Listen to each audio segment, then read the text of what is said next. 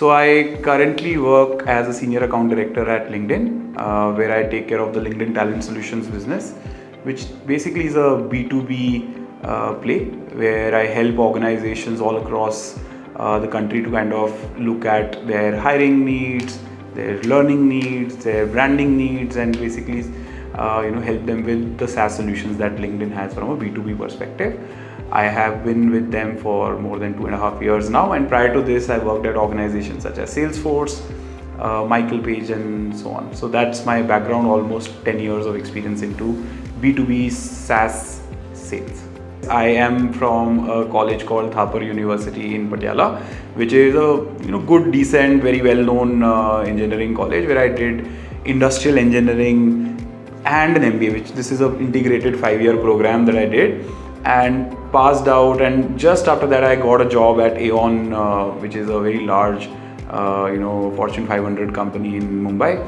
But I did not take that up because I felt that maybe I'm not really ready for the corporate market as of now. I would want to get more depth in my education, and hence I went into a college called Ashoka University, which is which is a liberal arts university in India. So after I'm an engineer turned MBA, and then went into liberal arts. So that's what I did, because I got exposed to great academics and academicians in subjects like group dynamics, behavioral psychology, let's say public policy, then things like how do you kind of look at law, right, in business sense, how do you kind of look at leadership studies, how do you look at history of the Indian Indian ecosystem, let's say in the last 200 years. Engineering does teach you to be more structured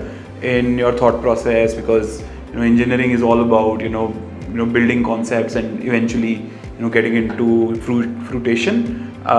So yes, engineering does help, but I think liberal arts, it is not not a lot of people would do this, but I think it's a very unique way of really understanding the depth of a lot of fields together, because that would really help somebody to kind of be very successful. Because I don't want to be just gone are the days where you're just striving into one field. You have to kind of be very well aware of what's happening around you and kind of take the best shot. And that eventually also led me to SaaS sales, because back in the day in 2016-17, nobody knew like what a career in SaaS would look like in India, and how one can really accomplish a lot within a very small amount of time. So I think that was a good exposure that I got at Ashoka, because I met a few very I would say great leaders of the industry, people from Microsoft, people from Adobe, people from SAP,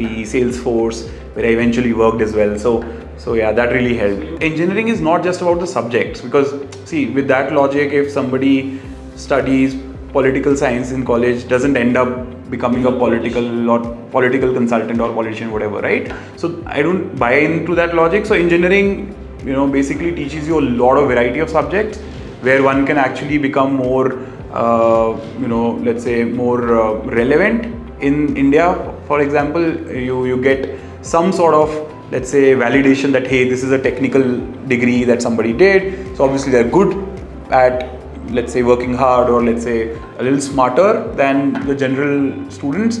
And then once you get that degree, you're more structured in your thought process. Like I said earlier, you know exactly what works, what doesn't work, because you also get into internships around about, for example, I did about 9 months of internship out of the 5 years, maybe almost 10 months of internship out of the 5 years I was in college.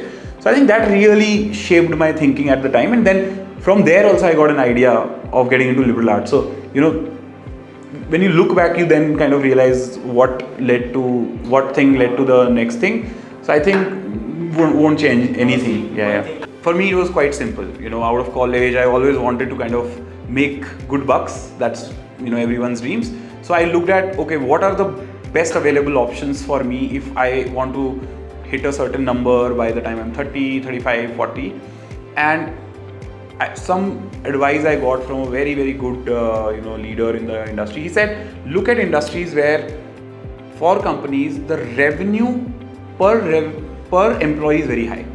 So let's say, for example, a company which does about, let's say, $10 million and only has 10 employees, what would that translate into? Basically, they're making about 1 million revenue on one employee. That's very high, right?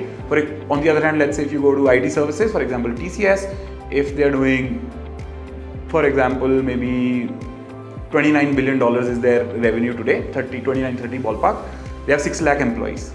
So that's very low for per employee, revenue, and hence when you cascade it to salaries, they're very low, right? So I'll tell you an amazing thing that happened with me. In 2017, I looked at all of these metrics and compared industries, and SaaS really shined out.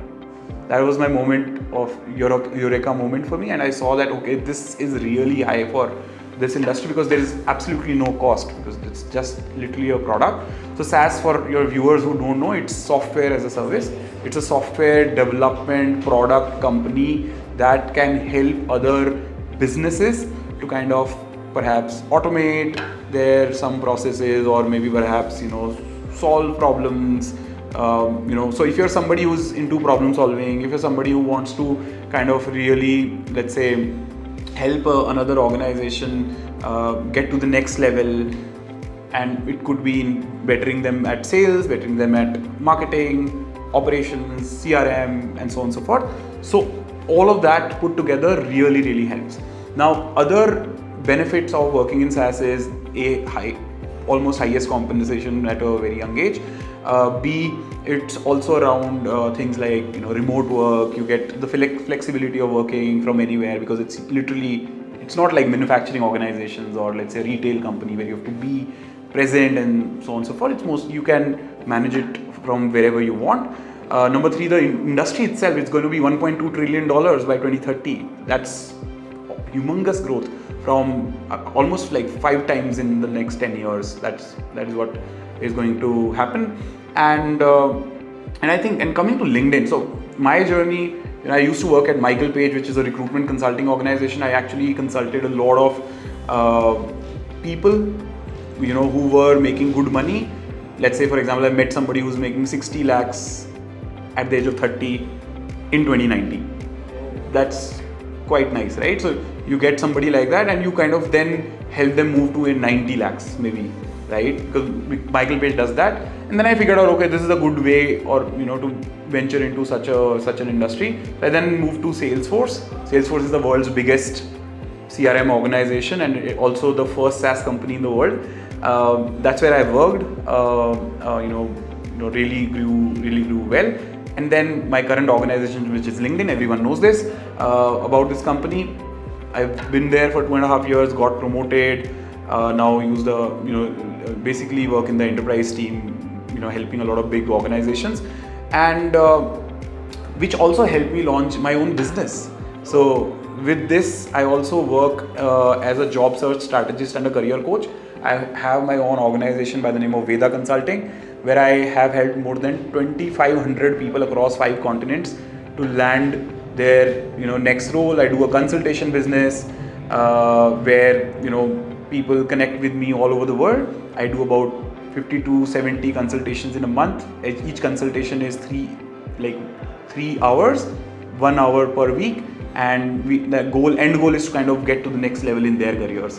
So that, plus I'm also kind of helping a lot of institutes like Hive School, Altera, so many other colleges. I go to a lot of my alma maters. I went to Thapar, I went to Ashoka, I went to IIM Udaipur, I went to FMS. I have helped the army veterans who are transitioning into corporate roles after 10 years of service.